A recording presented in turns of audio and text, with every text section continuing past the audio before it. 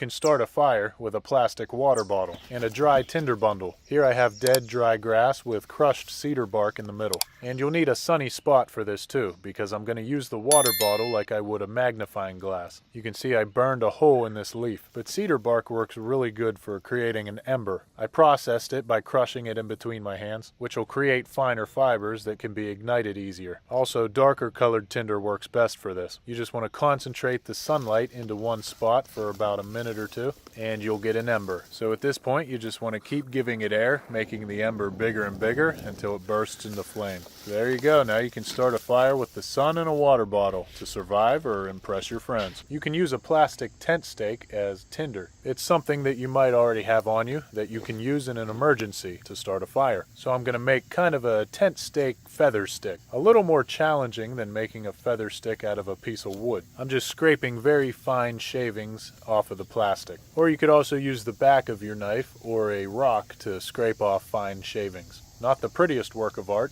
but it doesn't have to be. You can use these like you would a fire starter for getting a fire going in bad weather conditions, or if everything in the forest is wet and you're having a hard time getting a fire going. This will burn pretty good for a few minutes.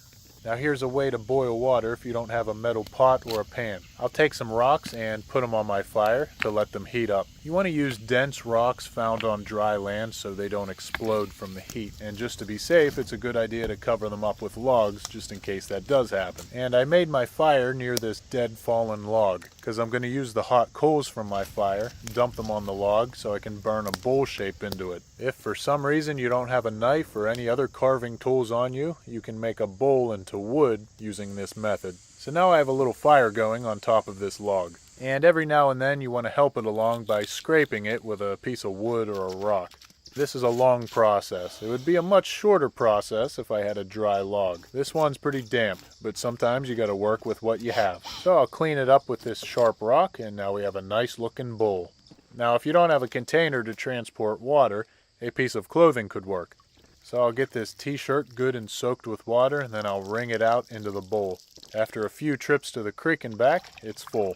Now I'll dig my rocks out of the hot coals. These rocks have a little ash on them, probably fine, but to be safe, I'll rinse them off. After they're rinsed off, I'll put them into the water. Then I'll repeat the process, adding one rock at a time. The water will get hotter and hotter with each rock that you put into it.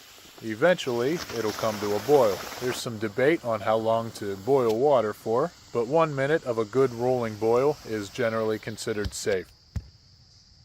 Now get yourself a hollow stem from a non-poisonous plant, then drink the water. Here's an easy way to start a fire with an empty or broken lighter. Take some dandelion seed heads and pile them on top of a bundle of dead grass. Sprinkle some other dry tinder on, like crushed dry leaves. Even if a lighter is out of fuel, it still creates a spark. The spark will ignite the dandelion seeds, which will ignite the leaves, then will ignite the grass. Now I'm going to make charred punk wood, which can be used as a fire starter. Punk wood is just rotting wood that has a spongy texture. The woods are loaded with it, so it's not hard to find. And since it's porous and spongy, it's going to be loaded with water if it rained recently. If so, just throw it on your fire and it'll dry out. So while that dries out over the fire, I'm going to dig a hole in the ground. After the punk wood dries out, it'll start to burn, and that's what I want. But I don't want it to completely burn up, just want it to burn partially. When one side is good and charred, I'll flip it and let the other side char. Once both sides are good and charred, I'm going to take my tongs, take it out of the fire, and place them into the hole. Then once they're in there, I'm going to cover them up with dirt. This will keep the oxygen from getting to them and will stop them from burning. It's just like if you were to make charcoal with regular wood. Then I'll place my digging stick on top of them after I cover the hole so I don't forget where they are. After about a half an hour to an hour or so, I'll dig them back up. If you left them in there long enough, they'll be cool to the touch, and now you have charred punk wood. It works just like char cloth. It makes a great fire starter that you can keep in your pack for future use. It's great because it'll ignite very easily even with just a small spark. It'll even ignite from the sparks from this empty lighter. So you can see it formed an ember really quick, and then you just want to give it some air.